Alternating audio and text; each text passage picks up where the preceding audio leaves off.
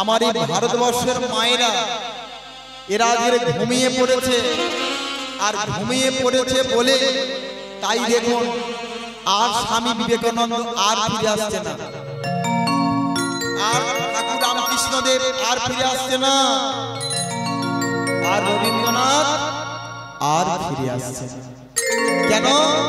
কথায় আছে জনে মিলে মরিতে হবে, অমর কেহ না রবে। জন্ম যখন হয়েছে মৃত্যু হবে, আর মৃত্যু যদি হয় ওর জন্ম হবে। তাহলে এবার ভেবে দেখো, সেই যে মহাপুরুষগণ যারা চলে গেছে, যাদের বাণী আজ অমর হয়ে আছে, তারা কিন্তু আর দ্বিতীয় আর ফিরে আসছে না। কেন? দেখুন বিশ্বকবি রবীন্দ্রনাথ তিনি আজকের বিশ্বকবি হয়ে বসে রইল, আর সেই ঠাকুরদাস পরিবারে রবীন্দ্রনাথের থেকে অনেক শিক্ষিত হলো, আইবিএ পাস করলো, বিএড পাস করলো, এমএসসি পাস করলো, কিন্তু ভেবে দেখুন বাবা, সেই ঠাকুরদাস পরিবারে আর দ্বিতীয় রবীন্দ্রনাথ কিন্তু আর হলো না। তাই না? আজকের নবদ্বীপে চলে যান, স্বামী বিবেকানন্দের জন্য কত বড় মন্দির হয়েছে। তিনি আমেরিকার চিকাগো শহরে গিয়ে অল্প সময়ের জন্য তিনি বক্তৃতা দেওয়ার সুযোগ পেয়েছিলেন, কারণ সেখানে বাঙালির কোনো স্থান ছিল না। বারবার যখন বলছে আমাকে কি সুযোগ দিন, সুযোগ দিন, একজন এসে বলল কি নাম তোমার? বেশ বেশ, তুমি যখন কিছু বলবে বলে এসেছো, এই একে একটা সুযোগ দেওয়া হোক। হাজার হাজার মানুষের সম্মুখে ওই মানুষটা উঠে এমন কথা বলল, এই জন্যই বলে বলার মতো হয়নি বলা, বলার মধ্যে আছে ছলা বলা। হাজার কথার হাজার দোষ, বুঝে সুঝে কথা। তাহলে কথা যদি বলার মতো হয়, সবাই সারাটা জীবন তোমাকে মনে রাখবে। তাই আজকে দেখুন গর্বের সঙ্গে আমেরিকায় চিকাগো শহরে সকল বাসিন্দাকে শিক্ষা দিল, গর্বের সঙ্গে বলো আমি হিন্দু। তিনি এই গীতাকে নিয়ে অনেক শ্লোক বললেন, সে ব্যাখ্যায় আমি এখন আসছি না, আপনারা অনেক সবই জানেন, আমি আর কথা বেশি বাড়াচ্ছি না। তাহলে আজকের বুঝে দেখুন মা, সেই শিক্ষা তাকে দেওয়া হয়েছে যে দেখো তোমার 100টা ছেলে, কিন্তু তুমি সঠিকভাবে মানুষ করতে পারো না, কারণ মাই পারে একমাত্র ছেলেকে উচিত শিক্ষায় শিক্ষিত করতে। আর নইলে দেখবেন আজকালকার দিনে আমাদের বলে না জোরে, মা ছেলেকে দেখতে পাচ্ছে না, ছেলে মাকে দেখতে পাচ্ছে না, পারবে কি করে? এখন মায়ের তো ছেলের প্রতি সেই স্নেহ ভালোবাসাটাই উঠে গেছে। অনেকে বলে মা ছেলেকে প্রণাম করছে না, শ্রদ্ধা করছে না, করবে কি করে? একটা সময় যখন বাড়িতে লোকজন আসতো, আপনারা আমার থেকে ভালো করে জানবেন, বাড়িতে কোনো ব্যক্তি এলে ছুটে গিয়ে মায়ের আঁচলে করা হতো, হতো না? মায়ের আঁচল থেকে ছেলেরা আরে আরে তাকাতো কে এসেছে। খাওয়া দাওয়ার পরে গামছা ঝুলছে, তোয়ালে ঝুলছে, সেখানে হাত মুছে আপনার মনে তৃপ্তি হবে না, মায়ের আঁচলে গিয়ে হাতটা মুছে নিতে হচ্ছে। মাঠ থেকে খেলাধুলো করে চলে এসেছে, ঘাম দিচ্ছে, মা বলছে তোর শুধু আমার আঁচলের দরকার। হ্যাঁ, মায়ের এই আঁচলই দরকার ছিল। আর আজকের আমার মায়েরা তো সেই আঁচলই ভুলে গেছে। হরি বল হরি বল। এখন যদি শাড়ি ছেড়ে দিয়ে যদি এখন নাইটি পরা ধরে, তাহলে ছেলেটা আঁচল ধরবে কোথায়, পাবে কোথায়? তাহলে বুঝে দেখুন বাবা, অপরাধ মার্জনা করবেন।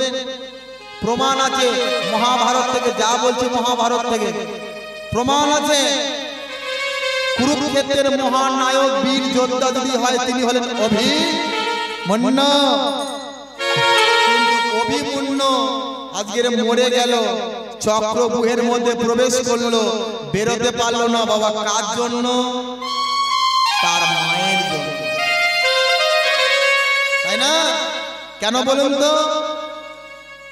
মা যখন গর্ভবতী ছিল, সুভদ্রার গর্ভে যখন অভিমন্য ছিল, কথিত আছে মা খেলে ছেলে খায়, মা ঘুমিয়ে পড়লে ছেলে ঘুমিয়ে পড়ে।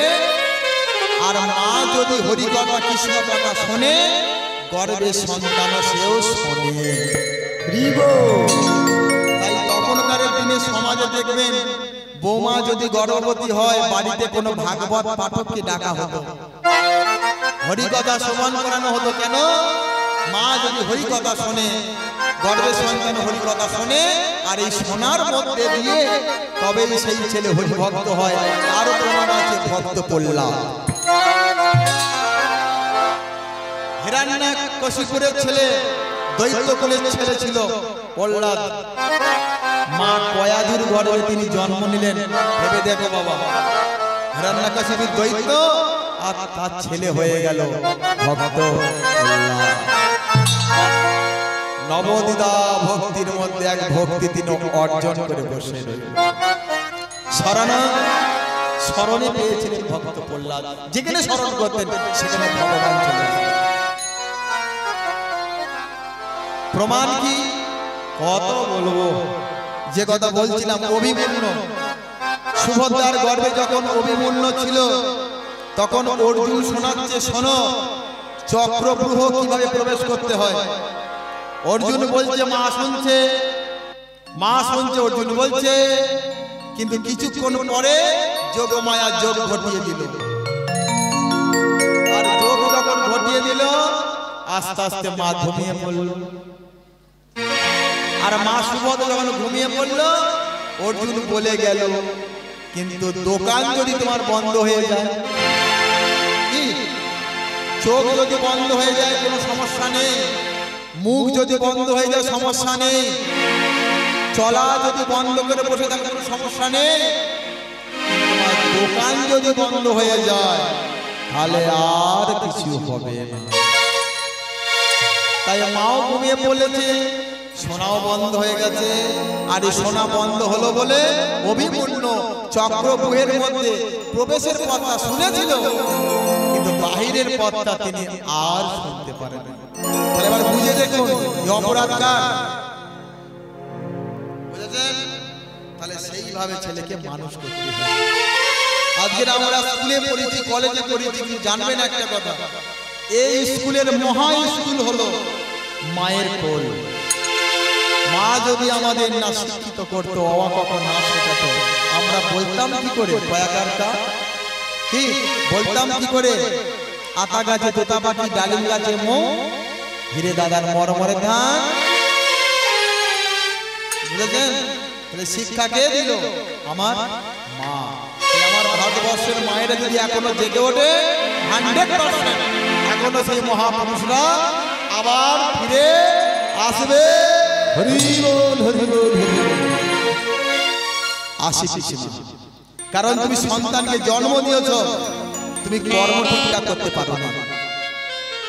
আচ্ছা পিসিমা, ভালো করে মনে করে দেখো, এই জন্মে তোমার 100টা ছেলে হয়েছে, তুমি জানো আগের জন্মের কথা? বলে তা তো জানে না, কিন্তু কৃষ্ণ সব জানে।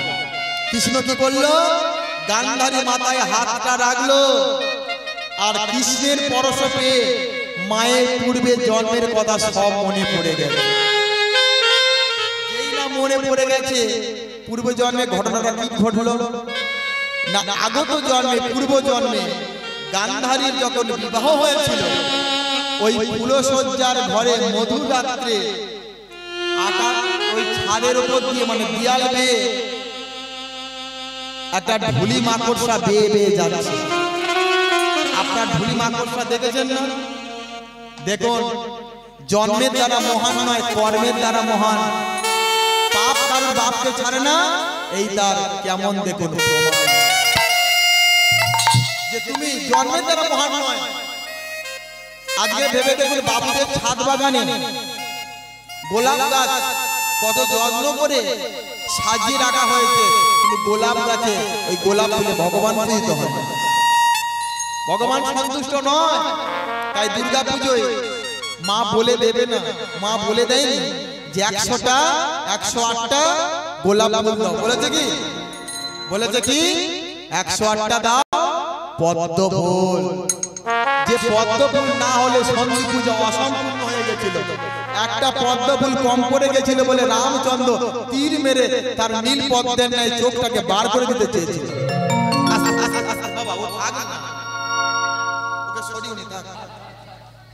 হরি বল হরি বল। তাহলে সেই 108টা পদ্ম এবার ভেবে দেখো, যে পদ্মের দ্বারা দেবতা পূজিত হয় না, দেবতা সন্তুষ্ট হয় না, আর সেই পদ্মের জন্ম কোথায় বাবা? পদ্মের জন্ম কোথায়? পাকে। তাহলে পাকে জন্ম পদ্ম ফুল, সে পেয়ে গেল ভগবানের চরণ। এই জন্য বলে তোমার জন্মের দ্বারা মহান নয়, তোমার কর্মই হলো তোমার আসল পরিচয়। মুচির ছেলে সুচি হয় যদি কৃষ্ণ ভজে, আর সুচির ছেলে হয়ে মুচি হয়ে যায় যদি কৃষ্ণ।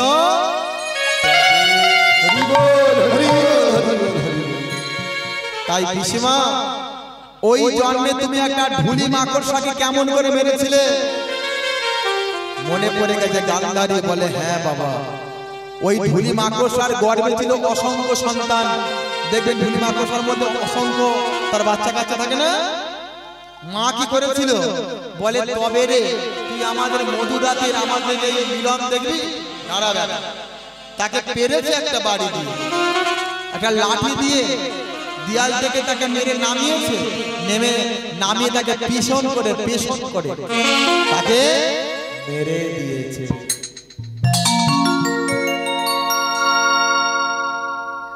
মরে যখন যাচ্ছে অসহ্য যন্ত্রণা কষ্ট পাচ্ছে। ধুলি মাকড়সা বলেছিল শোন, তুই এমনি করে আমার গর্ভ অবস্থায় আমাকে মারলি, আমার দুঃখ নেই। দুঃখ আমার কিছু জানিস? আমার গর্ভে একটা নয়, আমার গর্ভে অনেক অনেক সন্তান আছে, শত শত সন্তান আছে। এই শত শত সন্তানের মৃত্যু হলো, তাই আমি তোকে অভিশাপ দিলাম, আজকে তুই যেমন এমনি করে আমাকে মৃত্যু দিলি, আমার গর্ভে শত সন্তানের মৃত্যু হলো, আমার তীব্র অভিশাপে একদিন তুই এমনি করে 100টা ছেলের মা হবে। কিন্তু তুই বেঁচে থাকবি, তোর 100টা ছেলের অকাল মৃত্যু হবে। বুঝেছেন? এই হলো মা গান্ধারীর অভিশাপ। আর এই কর্ম ফলের কারণে আজকের মা গান্ধারীর 100টা ছেলে সবাই মরে গেছে। শুধু তাই নয়, তুমি শিবের কাছে বর প্রার্থনা করে ছেলে পেয়েছিলে, দেবাদিদেব মহেশ্বর তোমাকে বলেছিল মনে করে দেখো পিসিমা, মনে আমার পড়েছে বাবা, মনে আমার পড়েছে। সেদিনকে যদি আমি ভোলানাথের কাছে বলতাম যে হে ভোলানাথ, আমার সন্তানের সুবুদ্ধি দাও, হরি ভক্তি দাও, কৃষ্ণ ভক্তি দাও, তাহলে হয়তো আজকের দিনটা আমি আর দেখতে আমাকে হতো না। কিন্তু মা গান্ধারী চাইলো আমার ছেলে যেন বলবান হয়, শক্তিবান হয়, রূপবান হয়, অর্থবান হয়। কিন্তু এইটুকু বলে দিচ্ছি মা, অর্থ আসবে একদিন, আমার চলে যাবে। তাই টাকা মাটি, মাটি টাকা। যারা রূপকে নিয়ে বড়াই করবে, রূপ একদিন চলে যাবে, শক্তি একদিন ক্ষয় হবে, কিন্তু জ্ঞান চেতনা এর কোনোদিন ক্ষয় নেই। যার মধ্যে হরি ভক্ত হবে, কৃষ্ণ ভক্ত হবে, যে কৃষ্ণকে ধরার মন্ত্র শিখে নেবে।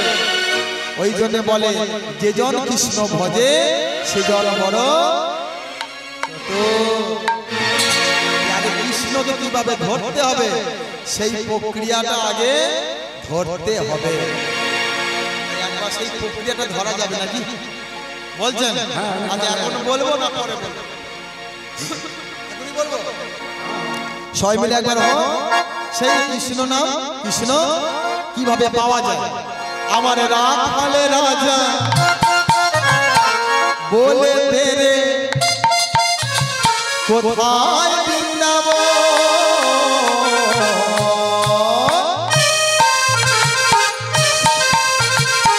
শ্যামকুণ্ড রাধাকুণ্ড গিরি গোবর্ধন।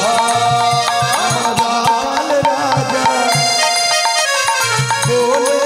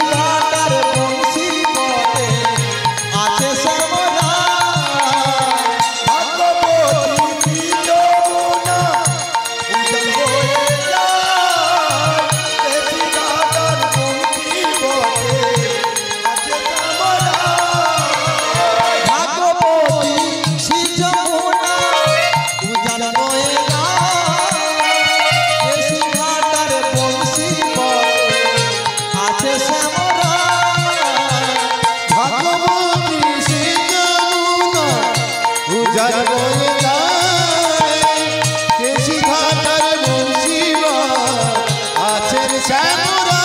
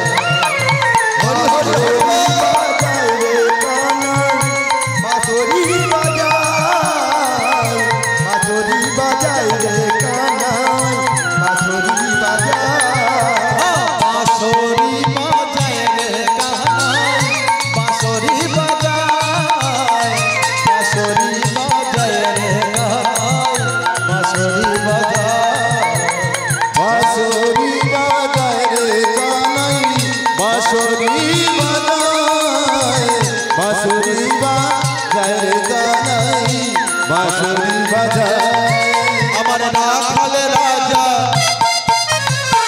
বলে দে কোথায় বৃন্দাবন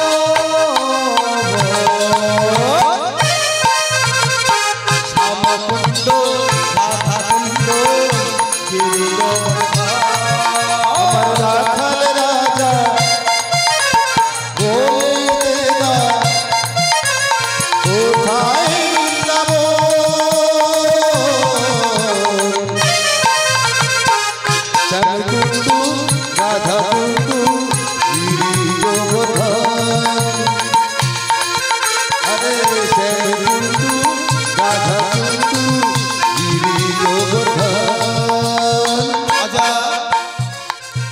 সবাই মিলে যদি হাতে তালি দিয়ে বলা যায় কেমন লাগে না? যদি হাতে কোনো সমস্যা থাকে দেওয়ার দরকার নেই।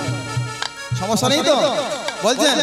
তাহলে একবার হয়ে যাক সবাই মিলে হরি বাঁশরি বাজায় রে কাহানাই বাঁশরি বাজায় বাঁশরি বাজায় রে কাহানাই বাঁশরি বাজায় সবাই মিলে উপরে হাত বাঁশরি বাজায় রে কাহানাই বাঁশরি বাজায় বাঁশরি বাজায় রে কাহানাই বাঁশরি বাজায় ও রাধে ও রাধে ও রাধে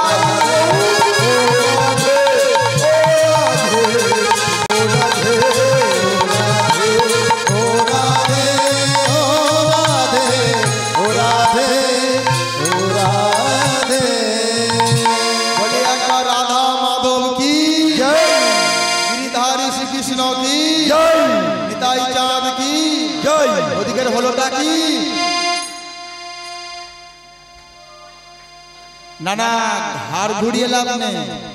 আমি এখানে কথা বলছি না, আমি ওই দিকটার কথা বলছি। এখন কৃষ্ণ তো শিক্ষা দিয়ে চলে গেল। এখন কৃষ্ণের কথা শুনে গান্ধারী এবার মনে মনে চিন্তা করছে, তাই তো তাহলে এতদিন আমি অন্ধকারের পথে হেঁটেছি, আমার চোখও অন্ধ, আমার মনও ছিল অন্ধ, কিন্তু আর নয়, এবার আমি আলোর পথে হাঁটতে চাই। আমার তো যা গেছে গেছে, এখন আমি যখন আছি প্রাণ থাকতে আমি আর ছাড়বো না।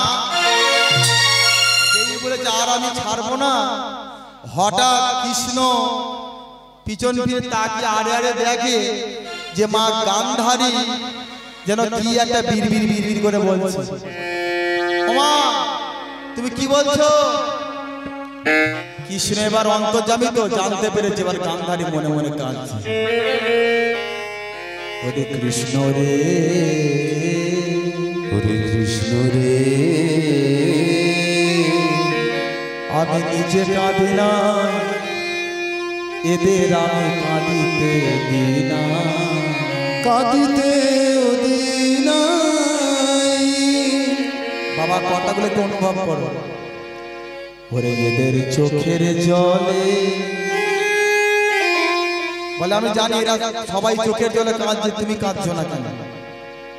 ওরে এদের চোখের জলে, চোখের জলে এই হস্তিনার মাটি যদি কাদা হয়ে যায়, মাটি যদি কাদা হয়ে যায়। এবার দেখো বাবা গান্ধারীর টানটা কোথায় মারছে, এবার চিন্তা করছে। কৃষ্ণ বলে ওই জন্য বলে ভাবিয়া করিও কাজ, করিয়া ভাবিও না। হাতের ছোঁড়া তীর যেমন ছুঁড়ে দিলে আর তার কাছে ফিরে আসে না, তদ্রূপ বাক্যবান মহাবান বলে ফেললে তুমি আর সে কথা বলতে পারবে না। কৃষ্ণ বলল দেখো জগতের দেখে তাকে ছোট বড় কথা বলো না, তার সম্বন্ধে ছোট বড় মন্তব্য করো না। আগে দেখো তার মধ্যে কোন বস্তুটা লুকিয়ে আছে, আর নইলে হাত পা হয়েছে, চোখ আছে, কিন্তু তোমার বোধ বুদ্ধি চলে গেছে কোন জায়গায়। তাই মহাপ্রভু বলেছিলেন যে মানুষ হয়ে জন্ম নিলে মানুষ বলে না, মানুষের মধ্যে আসবে যেদিন জ্ঞানের চেতনা। আমরা অল্প একটু লেখাপড়া শিখে আমরা মনে করলাম বিশাল আমরা পণ্ডিত, কিন্তু না, আমরাই হলাম অল্প বিদ্যা ভয়ঙ্কর। তাই গান্ধারী বলে শোন কৃষ্ণ, আমি কেন কাঁদিনি জানিস? ওদের চোখের জলে, চোখের জলে ওই হস্তিনার মাটি যদি কাদা হয়ে যায়, মাটি যদি কাদা হয়ে যায়। তাই কৃষ্ণ ওই দাঁড়িয়ে আছে তোর রথ, এদের চোখের জলে, আমার চোখের জলে, সবার চোখের জল যখন কাদায় পরিণত হয়ে যাবে, তাহলে ওই কাদার উপর দিয়ে তোর ওই রথের চাকা কেমনে যাবে? কিন্তু তুই যদি না যেতে পারিস, তোর বাবা মা তোর জন্য কত কাঁদবে বলতো। তাই তোকে আর আমরা ধরে রাখবো না কৃষ্ণ। বলে এবার কৃষ্ণ তুই যা যা কৃষ্ণ দারো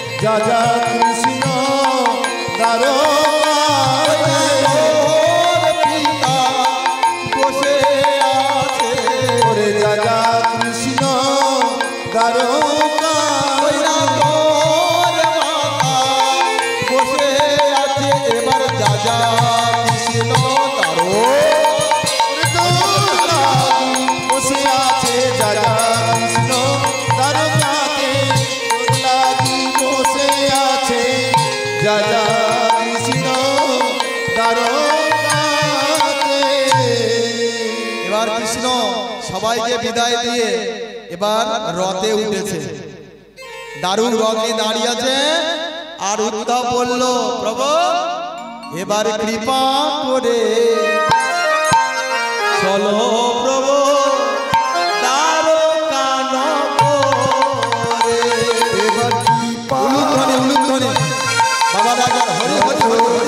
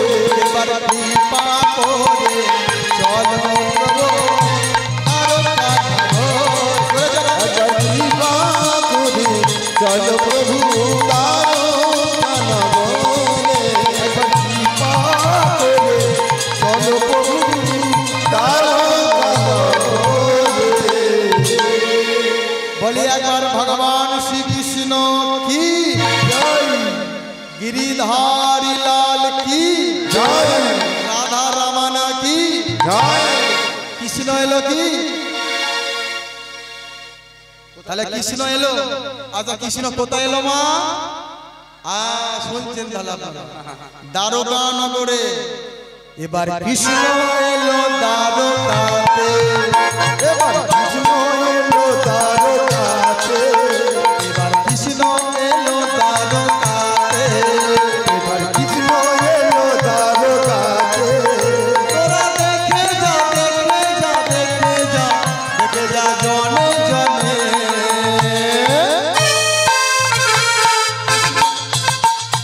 কৃষ্ণ এলো দ্বারকাতে, এবার কৃষ্ণ এলো দ্বারকাতে। তোরা দেখে যা, দেখে যা, দেখে যা, দেখে যা জনে জনে।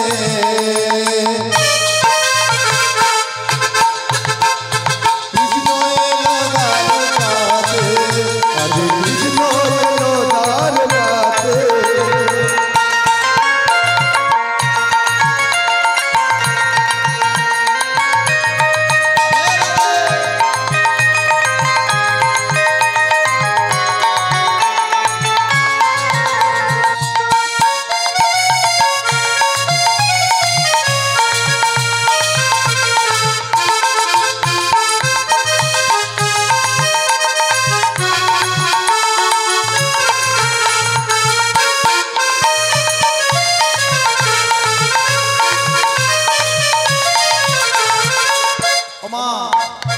সবাই বলছে প্রভু মা যশোদারি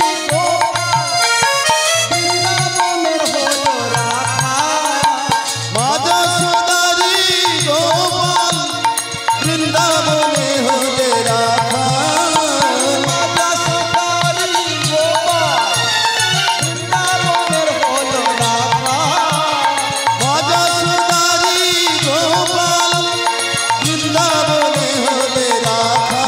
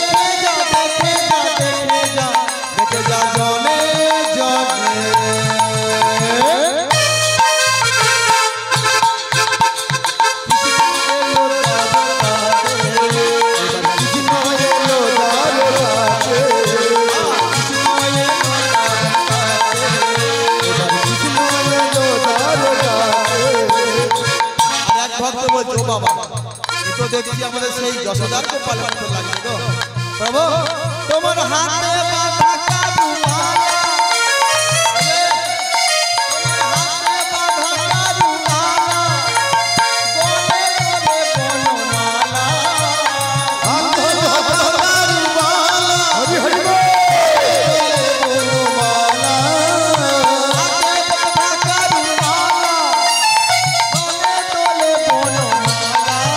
তোমার হাতে বাঁধা কাদু মালা, গলে গলে বনমালা, তোমার চরণে নপুর বাজে বৃন্দাবনের মাঝে, চরণে নপুর বাজে বৃন্দাবনের মাঝে, তোমার চরণে নপুর বাজে বৃন্দাবনের মাঝে, তোমার চরণে নপুর বাজে বৃন্দাবনের মাঝে। কৃষ্ণ এলো দ্বারকাতে, কৃষ্ণ এলো দ্বারকাতে, কৃষ্ণ এলো দ্বারকাতে, কৃষ্ণ এলো দ্বারকাতে, কৃষ্ণ এলো দ্বারকাতে, কৃষ্ণ এলো দ্বারকাতে, কৃষ্ণ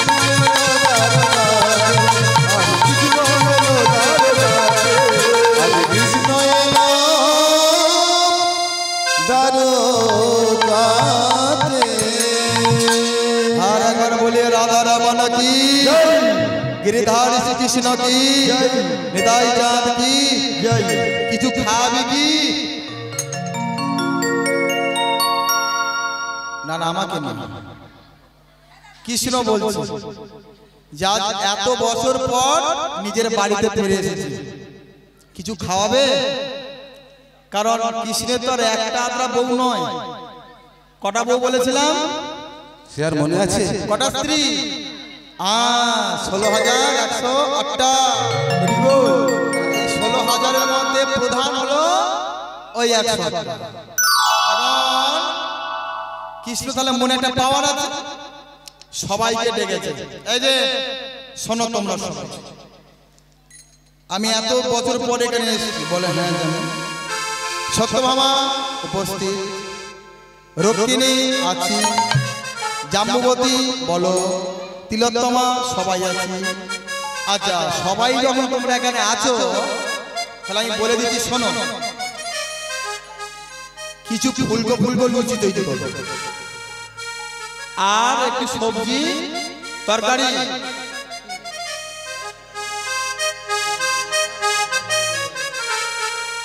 কিছু সবজি করো আর ফুলকো ফুলকো লুচি করো যেই বলেছে এদিকে জাম্বুবতী বলে বারে বা আজকে তোমায় এমন খাবার খাবো না জন্মের খাওয়া খাইয়ে দেবো কৃষ্ণ বলে হায় আমার তোরা আমি মানুষকে খাওয়ালে তবে তারা খায় আপনি ভাববেন না আপনার ইচ্ছায় গাছে গাছে ফল হয় আপনার ইচ্ছায় গাছে গাছে ফুল হয় তবু যদি কেউ ফুল তোলে তাদেরকে আমরা মারতে যাই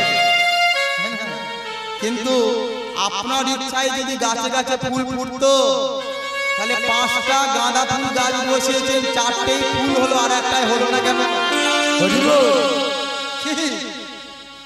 আপনার ইচ্ছায় যদি ধান হতো তাহলে আপনি যতগুলো ধান গাছের গোজ বসালেন তাহলে তার মধ্যে হাত চিটে হয়ে গেল কেন এবার বুঝে নাও তোমার ইচ্ছায় কিছু নয়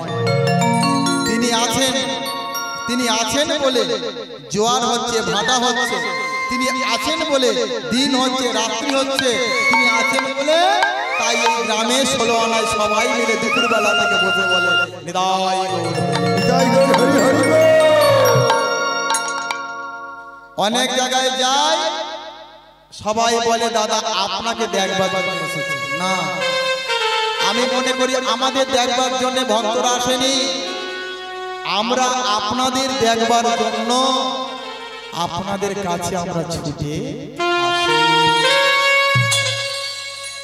আপনারা এসেছেন আমার চরণধুলি পাওয়ার জন্য নয় আমি বলে দিচ্ছি মা কীর্তনের শেষে আমার পায়ে হাত দিয়ে প্রণাম করবেন না আপনারা আমাকে আশীর্বাদ করবেন আমি আপনার চরণধুলি নেবার জন্য এখানে এসেছি আর আপনাদের জন্য বারে বারে বলবো নিতাই গৌর হরি হরি হরি বেশ বেশ তুমি আজ কি করে আমাকে খাওয়াও আমি দেখব এই অহংকার করেছিল দুর্যোধন তার বাড়িতে আমি খাইনি কে ছিল কি দুর্যোধন খাবারের টেবিলে খাবার সাজিয়ে কৃষ্ণকে বলেছিল এই যে গোয়ালার ছেলে তোমাকে আজ এমন খাবার খাওয়াবো না জন্মের খাওয়া খাইয়ে দেবো কৃষ্ণ বলে তোর বাড়িতে খাবো আমি যদি কৃপা করি তবে তুই আমায় খাওয়াতে পারবি আমি যদি কৃপা না করি আমি যদি চাই তবে তুই আমার কাছে আসবি প্রমাণ কি ভরা দুপুরবেলা দুর্যোধনের বাড়ি থেকে বেরিয়ে চলে গেল যে নাম হলো পরাশরী সেই পরাশরীর বাড়িতে গিয়ে ভগবান আমার কলা খায়নি কলা খোসা খেয়েছে বুঝেছে তাহলে ভগবান কি কলার খোসা খায় কিন্তু ভগবান কোনোদিন ভক্তের ফলের দিকে তাকিয়ে দেখে না ভগবান কোনোদিন বারুইপুরের পেয়ারার দিকে তাকিয়ে দেখে না ভগবান দেখে কোন ভক্ত কোন ভক্তির দ্বারা সে আমায় সেবা দিয়ে যারা ধুনো পড়াবেন চলে আসবেন যারা ধুনো পড়াবেন তাড়াতাড়ি চলে আসে। জয় রাধা। ঠিক আছে, তোমরা লুচি তৈরি করো। আর এদিকে নারদ কি করছেন জানেন? নারদ শেষে বিনা যন্ত্র বাজাতে বাজাতে ওই জায়গায় আসছে। জয় গোপাল জয় গোপাল কৃষ্ণ মুরারি, হে নট নারায়ণ হরি, নট নারায়ণ হরি। জয় গোপাল কৃষ্ণ মুরারি, হরি নাথ নারায়ণ হরি, হে নাথ নারায়ণ হরি। জয় গোপাল গোপাল গোপাল,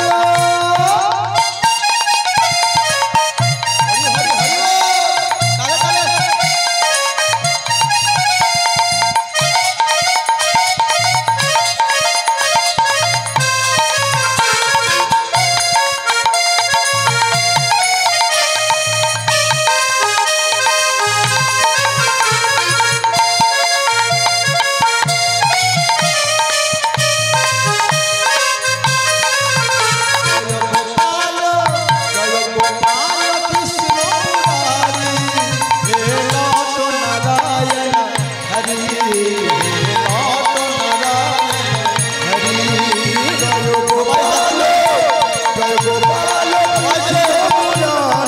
হরি হরি,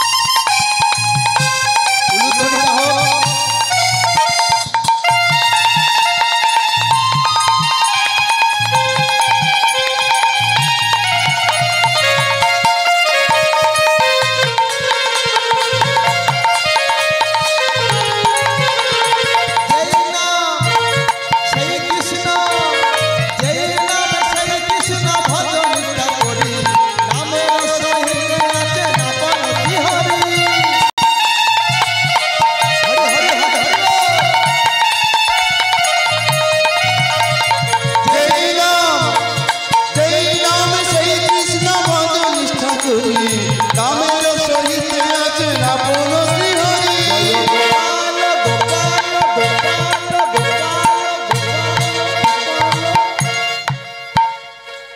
কেউ বলেনি।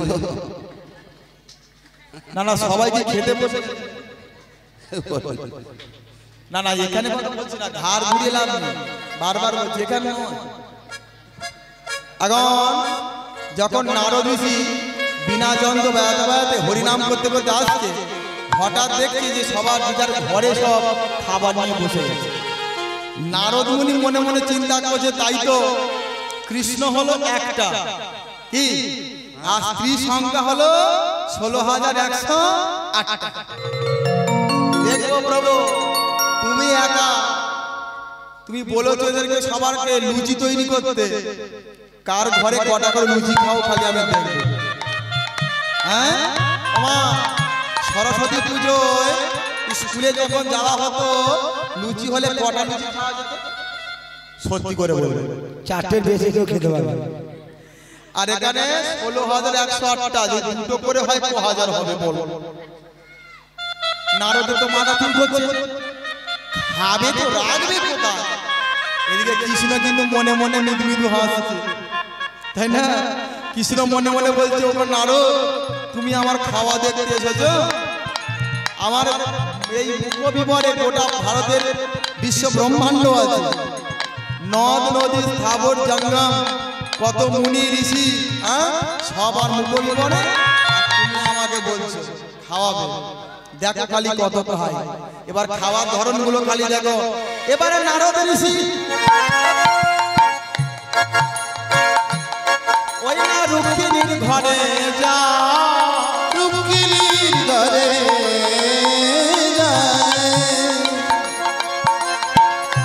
এবারে নারদ ঋষি গিয়ে দেখে রুক্মিণী আসনটা পেতে থালার মধ্যে লুচি দিয়ে যায়।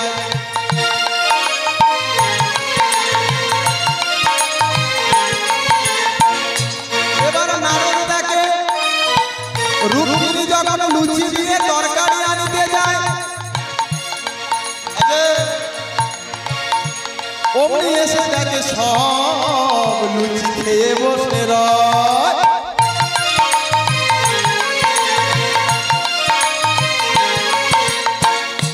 এবার নারদ মনে মনে ভাবে যাই তবে একবার সত্যভামার ঘরে। সত্যভামার ঘরে গিয়ে দেখে সেখানেও একই অবস্থা। যেই সত্যভামা তরকারি দিয়ে লুচি আনিতে যায় এসে দেখে কৃষ্ণ সব তরকারি খেয়ে বসে রয়।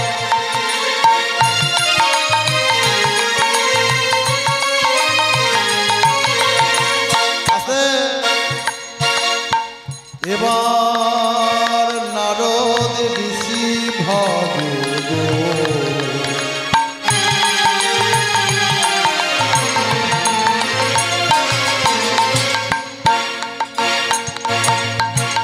ওইটা তো মনে হচ্ছে জাম্বুবতীর ঘর। দেখি ওখানে কে বসে আছে। সেখানেও গিয়ে দেখে ভগবান শ্রীকৃষ্ণ ওই প্রসাদ সেবা করতে বসে গেছে।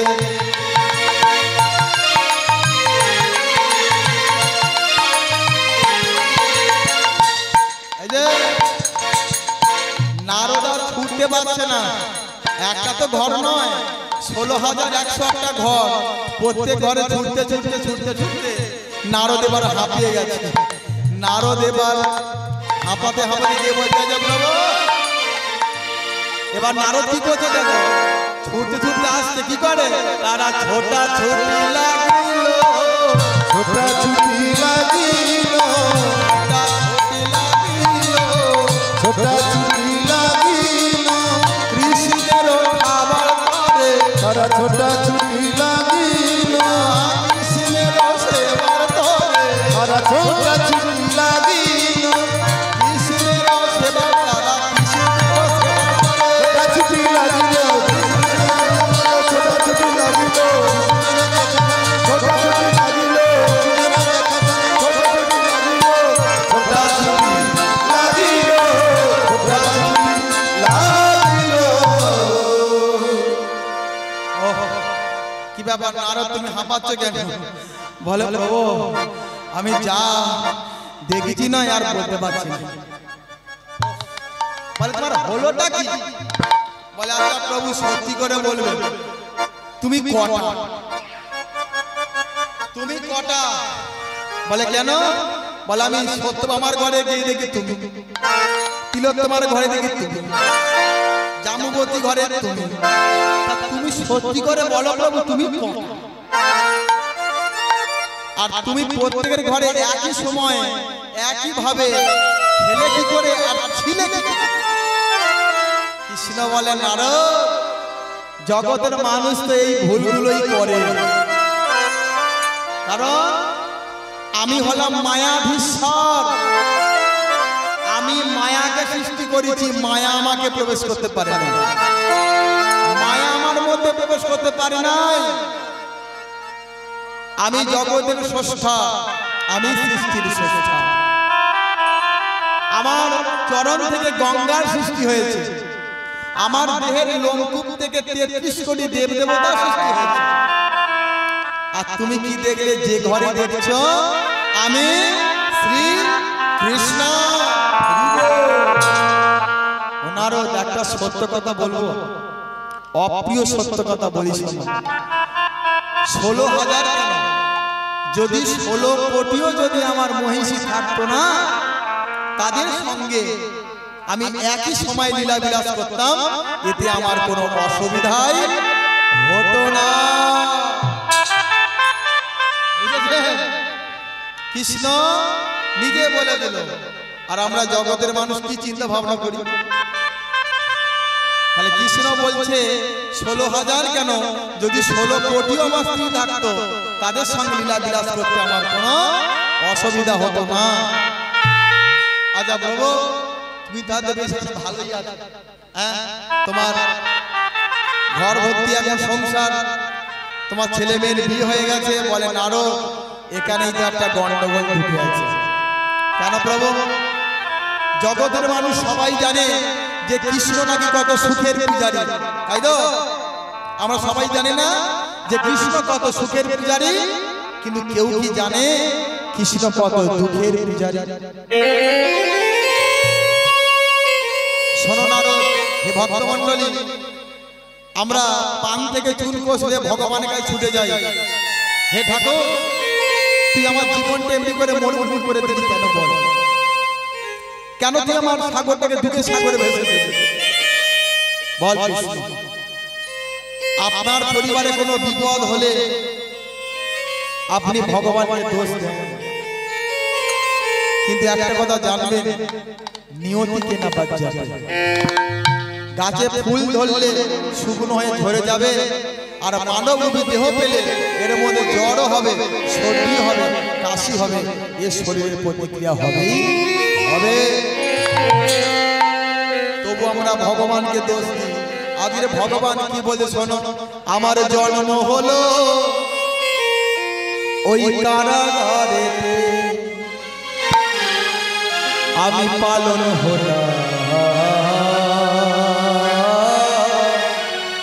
পরের ঘরে। আমার জন্ম হলো কারাগারেতে, পালন হলাম পরের ঘরেতে। মা, কৃষ্ণ জন্ম হলো কোথায়? কংসের কারাগারে দেবকী মায়ের জ্বর হতো, তাই না? তাহলে জন্ম হলো পরের ঘরে। এক মোটা দুধ পেলাম না মায়ের স্তনে, এক ফোঁটা দুধ পেলাম না মায়ের স্তনে। হরি বল হরি বল। কীর্তনটা ধেই ধেই করে নাচ গান করবার জন্য নয়, অনুভবের বস্তু, অনুভবের দ্বারা বুঝতে হবে। অনুভব না করতে পারেন তাহলে শোনাটা শোনার মতো হবে না। আপনি শুনতে আসছেন, আমি বলতে আসছি, আপনাদের শোনাটা যদি শোনার মতো হয় তাহলে বুঝবো আমার বলাটাও বলার মতো হয়েছে, তাই না? তাই দেখুন, কৃষ্ণ যে মায়ের গর্ভে জন্ম নিল, সে মায়ের স্তনদুগ্ধ পান করলো কি? করেছিল কি বাবা? এক মোটা দুধ পেলাম না মায়ের স্তনে, এক ফোঁটা দুধ পেলাম না মায়ের স্তনে। তাহলে যে মায়ের গর্ভে জন্ম নিল দেবকী, তার স্তনদন্ত পান করলো না।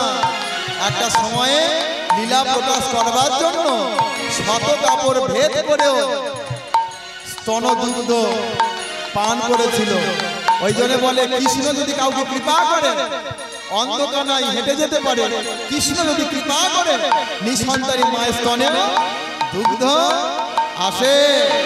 তাই মা যশোদার বক্ষ মাঝে শত কাপড় দিয়েও দুগ্ধ গোপালের বদনে এসে পড়েছিল। আমার বন্ধু ছাড়া ছিল যারা,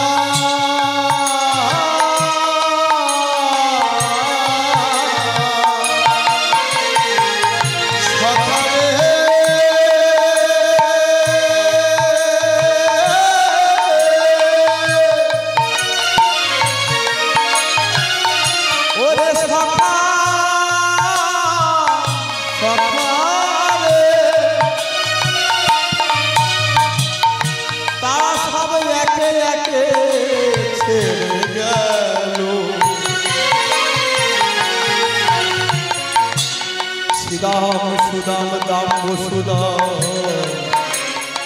মধুমঙ্গলাদি সনাতন।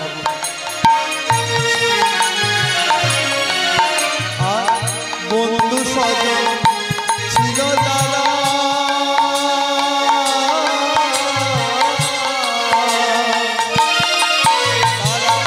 একে একে হলো ছাড়া গো, একে একে হলো ছাড়া।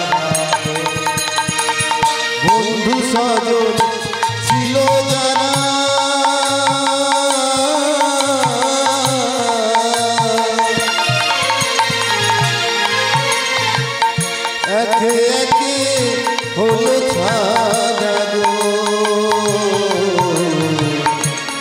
একে একে হলো ছাড়া গো একে একে হলো ছাড়া গো একে একে হলো ছাড়া গো একে একে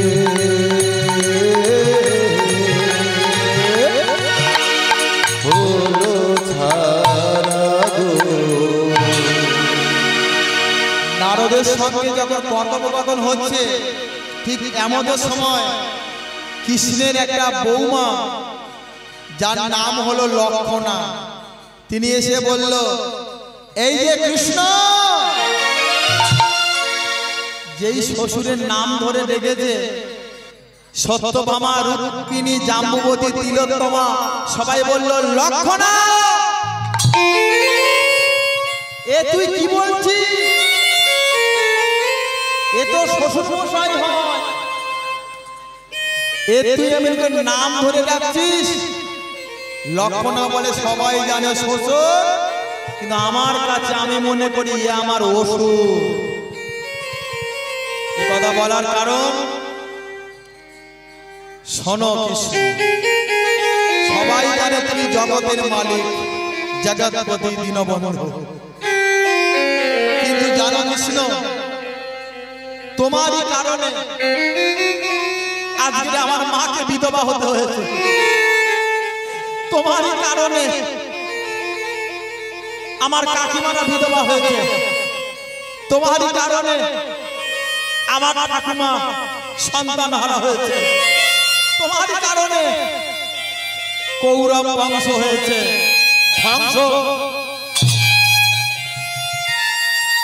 তাই সবাই তোমাকে মেনে নিলেও আমি কোনো দিনের জন্য তোমাকে মেনে নিতে পারবো না, বরং এর বিনিময়ে আমি তোমাকে করব তীব্র অভিশাপ। যেই বলেতে করবে অভিশাপ, কৃষ্ণ মাথায় হাত দিয়ে সিংহাসনে বসে পড়েছে, বলে আবার অভিশাপ? এক অভিশাপে আমি জর্জরিত হয়ে গেলাম, আবার কি করবি আমায় অভিশাপ? জানিস মা, জীবনে আমার এইটা হচ্ছে চরম ভুল। কারণ হে ভক্তমণ্ডলী, এই যে কৃষ্ণের ছেলে শাম্ব, শাম্বের স্ত্রী হলো লক্ষণা, আর লক্ষণা হলো দুর্যোধনের একটি মাত্র মেয়ে। তাই দুর্যোধনের মেয়ের সাথে কৃষ্ণের ছেলে শাম্বের বিবাহ দিয়েছিল বলে সেই সূত্রে সম্পর্ক হলো কৃষ্ণ আর দুর্যোধনের বেই বিয়ায় সম্পর্ক। কিন্তু কোন দিনের জন্য দুর্যোধন আর কৃষ্ণের সম্পর্কটা মধুর ছিল না। কথায় বলে আদায় আর কাজ কলায়। হরি বল। এ ওকে মেনে নিতে পারেনি, ও একে কোনো দিনের জন্য মেনে নিতে পারতো না। তাই শোনো মা, তুই আমাকে অভিশাপ দিচ্ছিস, কিন্তু একটা কথা বলি, কাঁদালে কাঁদিতে হয়, এ কথা পুরাণেতে কয়, এ কথা কবু মিথ্যা নয়। তোমার যেমন কর্ম তেমন ফল, তেমনই তোমার ভোগ। কারণ জানো নারদ, তুমি একটু আগে বলছিলে না আমি কত ভাগ্যবান ভগবান, এবার তুমি নিজে প্রমাণ করে নাও।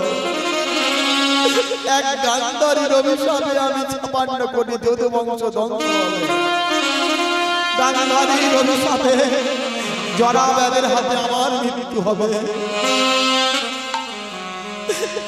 আবার আমাকে করতে এসেছে অভিশাপ, জানো নারদ, এই বৌমার গর্ভে যে সন্তান আসবে না, তাকে অকালে মরতে হবে গো নারদ। শোনো নারদ, আমার ছেলে শাম্ব একটা গ্রহিত কর্ম করে ফেলেছে। কর্মটা কি? যে কর্মের কারণে আজকের ওই ছেলেকে আমি দ্বারকা থেকে বিতাড়িত করে তাড়িয়ে দিয়েছে। এ তুমি কি করেছো প্রভু? তুমি তোমার ছেলেটাকে তাড়িয়ে দিলে।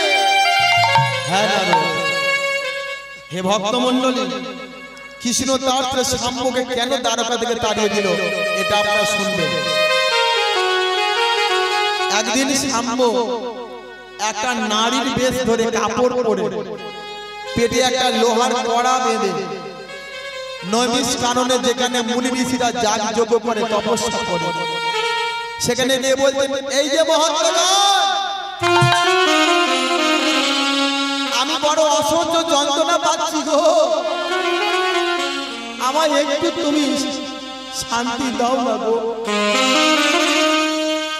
কি নাম তোমার? কে তুমি? আমি একজন ভিন গায়ে থাকি, আমি নারী, আমার গর্ভে অসহ্য যন্ত্রণা, আমি আর থাকতে পারছি না গো। যখন ছলনা করে বলছে, মুনি ঋষি কি করলো? ধ্যানস্থ হলো। আর দুর্বাসা মুনি ছিল খুব নরম বড়। দুর্বাসা মুনি ধ্যানস্থ হয়ে জানতে পারলো যে এ আর অন্য কেউ নয়, এ হলো কৃষ্ণরই ছেলে শাম্ব। যেই বলে শাম্ব, তোমায় আমি চিনতে পেরে গেছি, তোমার এমন দুর্বুদ্ধি হলো কি করে? শাম্ব, তুমি তো পুরুষ, তুমি তো নারী নও, যাও বাড়ি চলে যাও। কিন্তু আমি যদি না বুঝি আমায় কেউ বোঝাতে পারবে? এখানে যতজন বসে আছে বাবা, আমি যদি না বুঝি কেউ কি বলতে পারবে আমায়? আবার দেখবেন শাম্ব কি করতো? প্রচুর নেশা করত। নেশাগ্রস্ত অবস্থায় তিনি একটা নারীর বেশ ধরে গেছে। তাকে বারবার বলছে, বারবার সন্ধি স্থাপনের জন্য বারংবার নিষেধ করছে, তুমি বাড়ি চলে যাও, বাড়ি চলে যাও, বাড়ি চলে যাও। কিন্তু ভূমি তো ভুলবার নয়, কারণ নিয়তিকে না বাচ্চা। কলির আগমন, দাপর যুগ শেষের পথে, এবার কলির আগমন। তাই কলি কি করছে? আস্তে আস্তে গ্রাস করছে একে একে। তুমি বাড়ি যাবে না? এবার নেশা করতো, আরো রেগে যাচ্ছে। দেখবেন যারা নেশা করে অপরাধ মার্জনা করবে, অতিরিক্ত নেশা হয়ে গেলে দেখবেন এরা রাস্তা কোন দিকে ঠিক করতে পারে জানেন। একবার ডাঁয়ে যাচ্ছে, বাঁয়ে যাচ্ছে, 6 ফুট রাস্তাকে 12 ফুট ভাবছে, খালে পড়ে যাচ্ছে, বিলে পড়ে যাচ্ছে। আর আমার মায়েরা কি করছে? তবু তুলে নিয়ে এসে সেবা শুশ্রূষা করছে। কেন? স্বামী যত নেশা করে হোক না কেন, সে তো আমারই স্বামী, তাই না? কিন্তু কোন নেশাগ্রস্ত অবস্থায় যদি মানুষকে বলা যায়, ওরে তোর ছেলেটা ওই রোডেতে হাইওয়ের উপরে লরি চাপা পড়ে গেছে, অপরাধ মার্জনা করবে, দেখবেন সঙ্গে সঙ্গে ওই মৃত্যু সংবাদ শোনার সাথে সাথে ওর নেশাটাই ছুটে। তাই যখনই তাকে বলে, শোন শোন মূর্খ, মুনি ঋষিরা কি কাজ করছি? তুই মুনি ঋষি দেখেছিস, তাদের তেজ দেখেছিস। কমণ্ডল করে জল নিয়ে বলল, শোন মূর্খ শোন, হতে পারো তুমি কৃষ্ণের ছেলে, আমরাও কৃষ্ণেরই সন্তান, আমরাও কৃষ্ণের ভজন করি, আমরাও কৃষ্ণের ভক্ত। এই মুহূর্তে আমাদের ভজন যদি সত্য হয়, সাধন যদি সত্য হয়, এই মুহূর্তে আমি তোমাকে অভিশাপ দিচ্ছি, তোমার ওই পেটের লোহা করা হয়ে যাবে মুষল। মুষল হলো ঠিক তাই। মুনি অভিশাপ ব্যর্থ হয় না, গর্ভের মধ্যে গিয়ে একটা মুষল আকার হয়ে যাচ্ছে। বুঝতে পেরে গেছে যে করার গর্ভ থেকে ছাড়ছে না, তাহলে কি মুনি অভিশাপ ফলে গেল? শেষবারের মতো তিনি কি করলো? তরবারিটাকে তুলে নিল। এইবার আমি তোমাদের শিরচ্ছেদ করব, তোমরা আমাকে অভিশাপ দিয়েছ, এই মুহূর্তে তোমাদের হত্যা করো। আবার একটা অপরাধ করলি, জানে নেড়া বেলতলায় একবারই যায়, কিন্তু তুই এত বড় মূর্খ বারবার আসছিস, তোকে উচিত শিক্ষা দিতে হবে। সর্বমূর্খ শোন, তুই যে তরবারি দিয়ে আমাকে হত্যা করবি বললি, এই তরবারি দিয়ে তুই তোর নিজের সন্তানকে হত্যা করবি, হত্যা করবি, হত্যা করবি। সঙ্গে সঙ্গে নেশাটা গেছে, যাবে না। সন্তানের মৃত্যু সংবাদ শুনেছে যে এমন কোন বাবা আছে যে তার মৃত্যু সংবাদ, তার ছেলের মৃত্যু সংবাদ শুনলে সে স্থির থাকতে পারে? হতে পারে সেই ছেলে যদি হসপিটালে পড়ে থাকে, বাবা যদি বিদেশে থাকে, বিদেশ থেকে প্লেন ভাড়া করে হলেও তিনি চলে আসবে তার ছেলের জন্য, কারণ বাবা সন্তানের টান হলো অন্তরের টান। কাঁদতে শুরু করেছে শাম্ভু, হে মণিবর, আমার অপরাধ হয়ে গেছে, আমাকে ক্ষমা করো, চলে যাও, এই মুহূর্তে দূর হয়ে যাও, দূর হয়ে যাও। এবার শাম্ভু কি করলো? উত্তর না পাইয়া শান্ত এবার ভাবে মনে মনে, এবার ভাবে মনে মনে, ক্ষমা না পাইলাম আমি ও মুনির চরণে, ক্ষমা না পাইলাম আমি, ক্ষমা না পাইলাম আমি গো ও মুনির চরণে।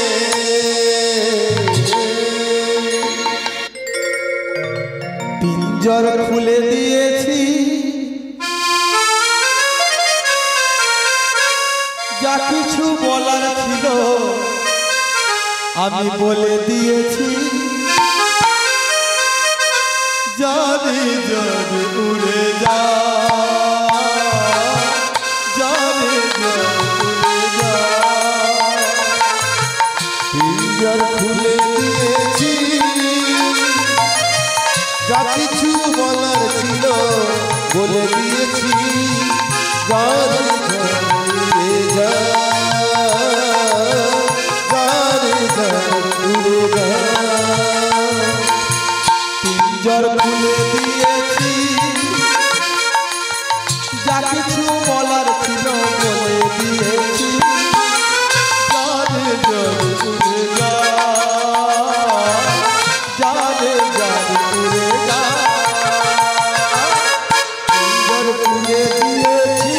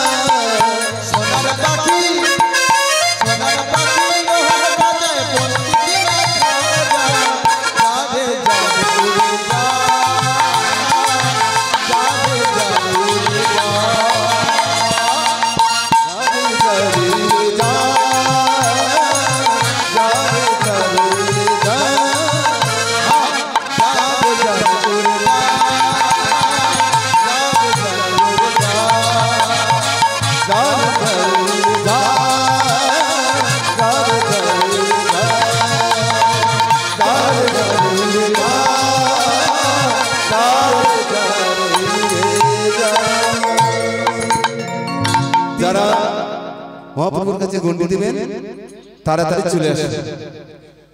অনেক বিলম্ব হয়ে যাচ্ছে, তাই যারা এখনো গণ্ডি দেবেন মহাপ্রভুর কাছে যত শীঘ্র পারেন চলে আসেন। জয় রাধে। ও গোপিতা